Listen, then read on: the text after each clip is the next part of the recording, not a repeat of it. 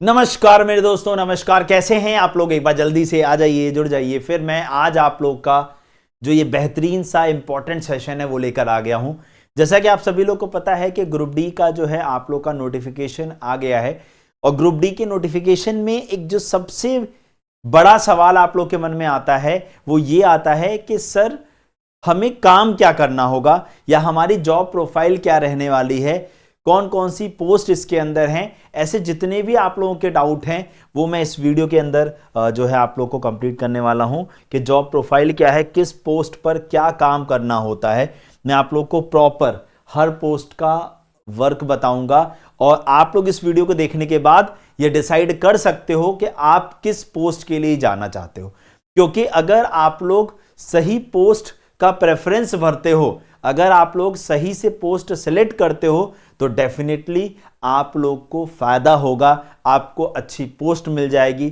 हो सकता है आपको ट्रैक पर या आप लोग को ऐसे किसी टाइम काम ना करना पड़े जो आप लोग, जैसे होता है ना कुछ पोस्ट पर होता है कि आपको केवल दिन दिन में काम करना है, 9 से 6 9 से 5 वाली ड्यूटी हो गई। कुछ में होता है कि कोई आप लोग की शिफ्ट का टाइम फिक्स नहीं है, कभी भी आपको बुलाया सकता है। तो इस तरीके से बचने के लिए सही पोस्ट को प्रेफर करना हमारे लिए जरूरी होता है। तो चलिए शुरू करते हैं, बातें बाद में होंगी।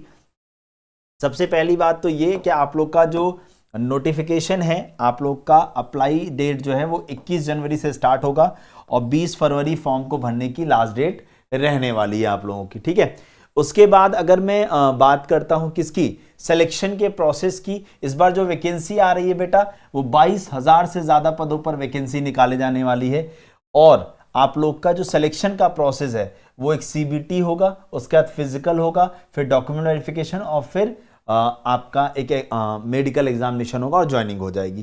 तो जो एग्जाम पैटर्न है उसके अंदर साइंस 25 क्वेश्चन की आएगी 25 number, maths 25 question 25 number, GK GS 20 question 20 number, और जबकि आपकी रीजनिंग जो है वो 30 क्वेश्चन 30 नंबर की रहने वाली है।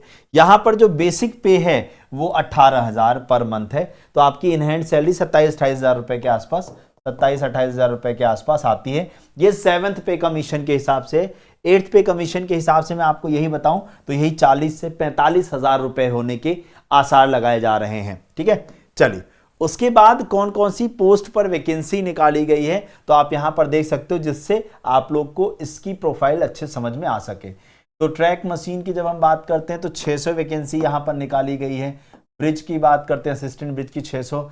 ट्रैक मेंटेनर ग्रुप 4 या ग्रुप डी 11,000। पिछली बार इसकी वैकेंसी 13,000 से ज्यादा निकाली गई जब 32,000 पदों पर नोटिफिकेशन निकाला गया था। बाकी असिस्टेंट पीवे में 300 वैकेंसी है, असिस्टेंट टीआरडी में 800, असिस्टेंट लोको शेड में इलेक्ट्रिकल में 200, असिस्टेंट ऑपरेशंस में इलेक्ट्रिकल में 500, असिस्टेंट टीएल एंड एसी में 50, असिस्टेंट सी एंड डब्ल्यू में 1000, पॉइंट्समैन में 500 और असिस्टेंट एसएनटी में 500। तो टोटल इस हिसाब से 22,000 वैकेंसीज की बात कही जा रही है। अच्छा, बीच में आप लोगों ने एक नोटिस और देखा होगा जिसमें ये कहा जा रहा था कि जो हमारी यूनियन है, जो फेडरेशन है हमारी, जो यूनियन है रेलवे की, उसने एक आवाज उठाई है, उसने एक अपील की है कि जो आप लोग की वैकेंसी है उसको 22,000 से बढ़ा करके, उसको 22,000 से बढ़ा करके 60,000 कर देना चाहिए, क्योंकि हमारे पास 60,000 से ज्यादा पदों पर अभी भी वैकेंसीज है।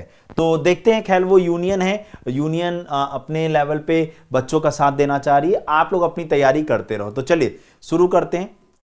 यहां पर फॉर्म कौन अप्लाई कर पाएगा? अगर आपने 10वीं का एग्जाम पास किया है तो भी आप 10वीं का एग्जाम पास किया है तो भी आप अप्लाई कर सकते हैं, और अगर आपने आईटीआई किया है तो भी आप अपना एग्जाम पास मतलब फॉर्म भर सकते हैं, ठीक है ना। आपने 10वीं किया है तो भी अप्लाई कर सकते हैं और आईटीआई किया है तो भी अप्लाई कर सकते हैं, ठीक है।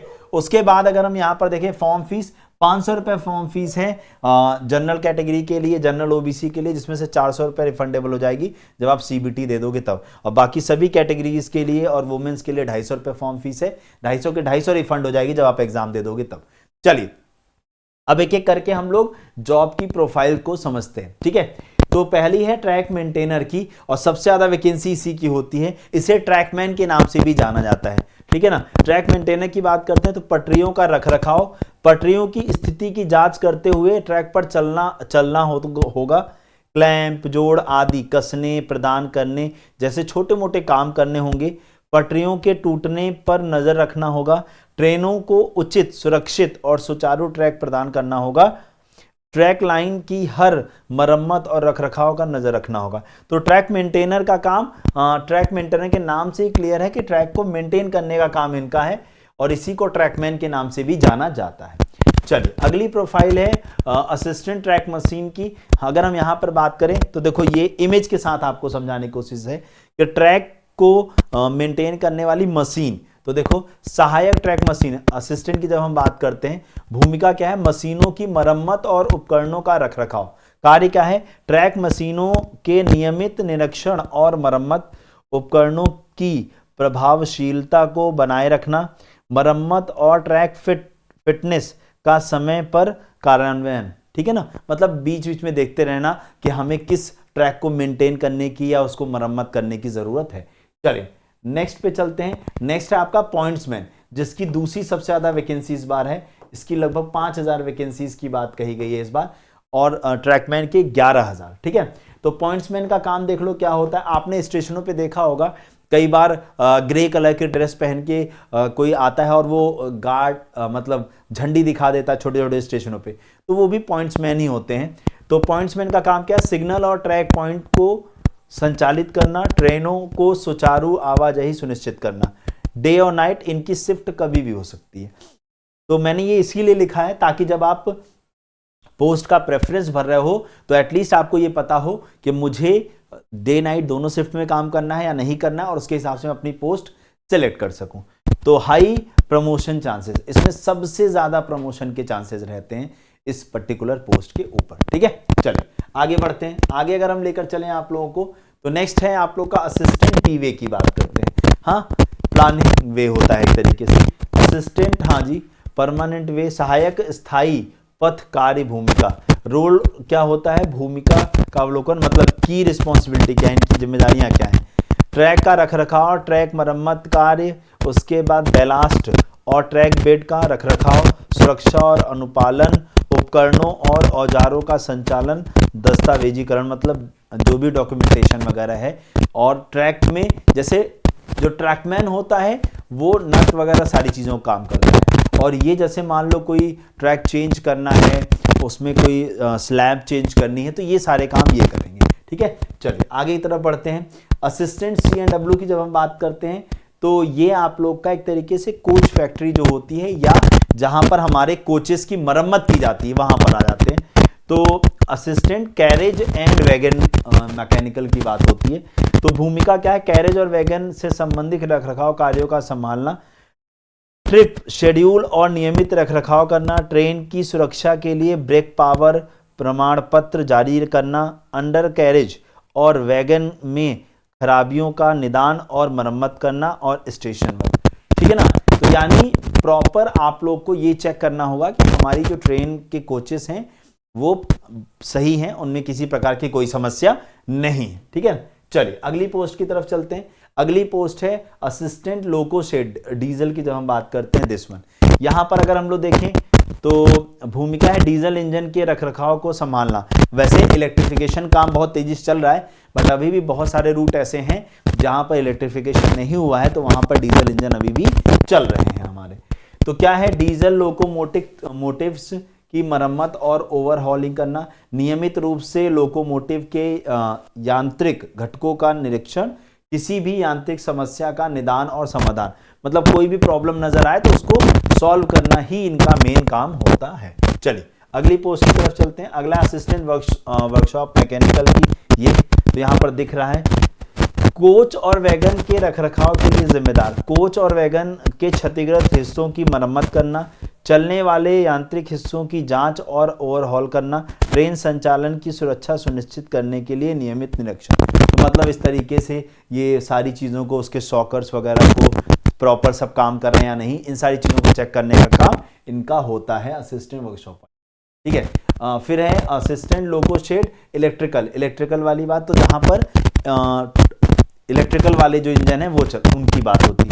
लोकोमोटिव के विद्युत रखरखाव को संभालना, लोकोमोटिव के में वायरिंग और अन्य विद्युत उपकरणों की जांच, खराब विद्युत घटकों की मरम्मत और प्रतिस्थापन, इंजन के विद्युत सर्किट का निरीक्षण, मतलब जैसे मान लो कहीं कोई लाइट खराब है उसको सही करना, कहीं फैन नहीं चल रहा उसको सही करना, जितना भी ट्रेन के अंदर इलेक्ट्रिफिकेशन का वर्क है उसको मेंटेन करने का काम करते हैं इलेक्ट्रिकल वाले।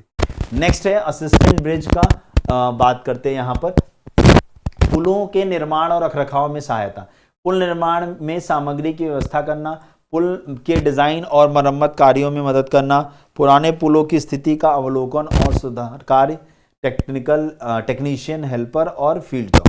मतलब कुल मिला के जब आपने देखा कोई भी ओवरब्रिज बनता है और जब वो रेलवे ट्रैक के ऊपर से आता है तो रेलवे ट्रैक के ऊपर का काम रेलवे का हो जाता है ऐसे, तो उसका मेंटेन करना, उसको बनाना, उसकी डिजाइनिंग, सब कुछ कामों में हेल्प करने वाला काम होगा यहाँ पर। ठीक है, चलिए तो और अब मैं आप लोग को एक मेरे पास 2019 की ये अभी एक पेज स्लिप है, उसको आप अंदाजा लगा करके देख सकते हो कि आप लोग का जैसे 18,000 बेसिक पे था, फिर आप लोग को डीए 2160, 1800 और ये 1000 ये, तो कुल मिलाकर अगर मैं आप लोग को बताने की कोशिश करूं तो ये देखो इन हैंड सैलरी लगभग 25,659 है और आप लोग का जो है वो क्या नाम है महंगाई भत्ता काफी ज्यादा बढ़ चुका है, तो अभी ये सैलरी जो है वो 30,000 पहुंच चुकी है, 30,000 रुपए पहुंच चुकी है, समझ रहे हैं।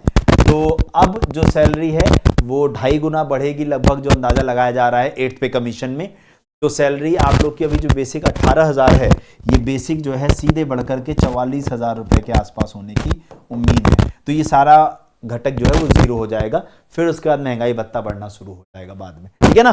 तो कुल मिला के ये एक्सपेक्टेशन है सैलरी की। तो मुझे लगता है कि एक फॉर्म भरना चाहिए आपको, क्योंकि पहली चीज तो गवर्नमेंट जॉब के अंदर जॉब की सिक्योरिटी होती है और साथ ही साथ आपके और आपके डिपेंडेंट यानी आपके मम्मी पापा उन सब लोग की लाइफ यहाँ पर सेट हो जाती है, ठीक है ना। चलिए तो और बाकी अगर आप लोग सैलरी का स्ट्रक्चर देखना चाहते हो तो मैंने स्ट्रक्चर यहाँ पर आप लोग को समझा रखा है।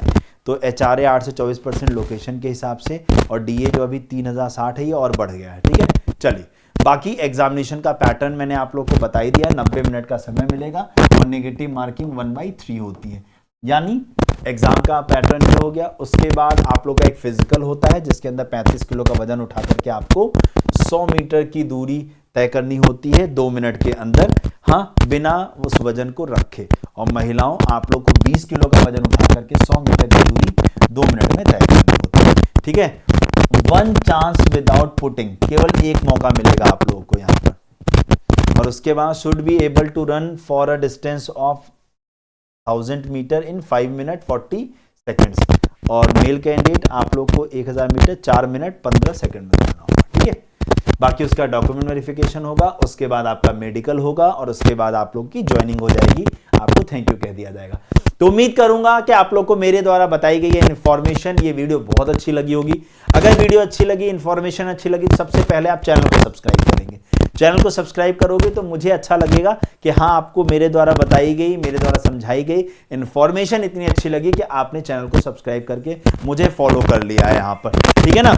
उसके बाद अगर मैं बात करने की कोशिश करूं तो फिर हम लोग आगे की बात करें तो आप सभी लोग को चैनल को सब्सक्राइब कर लिया। अब आप लोग चाहते हो ना कि सर हम तैयारी कहां से करें, हम पूरी चीज़ों को कवर कहां से करेंगे, तो बेटा उसके लिए मैं आप लोग को एक बैच बता रहा हूं, उस बैच में एनरोल कर लेना। कैसे एनरोल करोगे मैं आप लोग को बताता हूं। ये हमारा रेलवे टेक्स्ट बुक का यूट्यूब चैनल है, पहले तो आप इसको सब्सक्राइब कर लीजिएगा सारे लोग। सब्सक्राइब करने के बाद आपको अगर रेगुलर बेसिस पर मेरे साथ रीजनिंग पढ़नी है, अगर आप लोग को रेगुलर बेसिस पर मेरे साथ रीजनिंग पढ़नी है तो देखो मेरी रीजनिंग की क्लास रोज शाम को 5 बजे ये चलती है, ये क्लास है ये चलती है रोज शाम 5 बजे, रोज शाम 5 बजे ये रीजनिंग की क्लास चलती है। आप इसमें जुड़ सकते हो रीजनिंग पढ़ने के लिए मेरे साथ, ठीक है।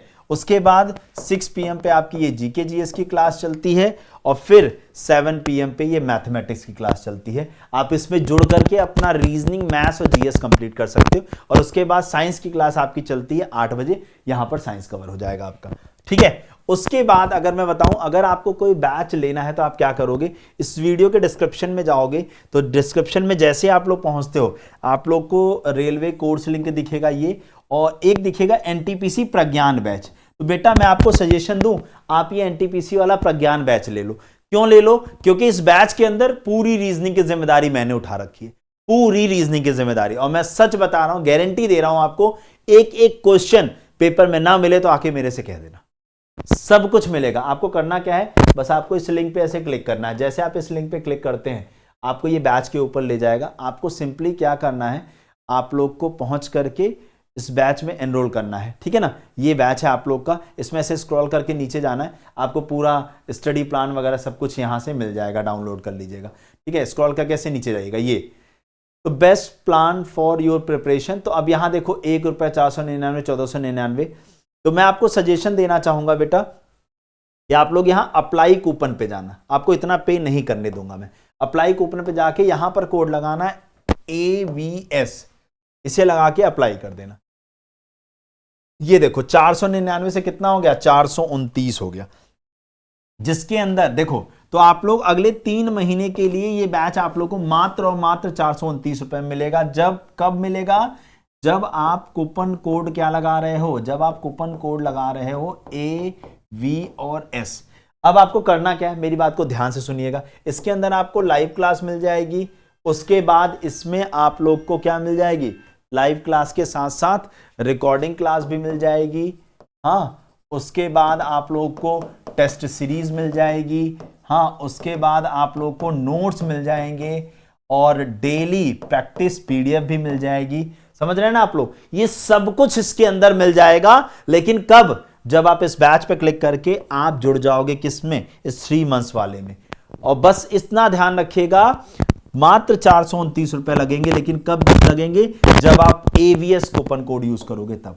तो मेरे द्वारा बताई गई इंफॉर्मेशन समझ आ गई है मेरे साथ पढ़ने के लिए, इस बैच में एनरोल कर लो जिसमें बिल्कुल बेसिक से मैं पढ़ा रहा हूं, ठीक है। Thank you so much, bye bye, take care, Jai Hind, जय भारत।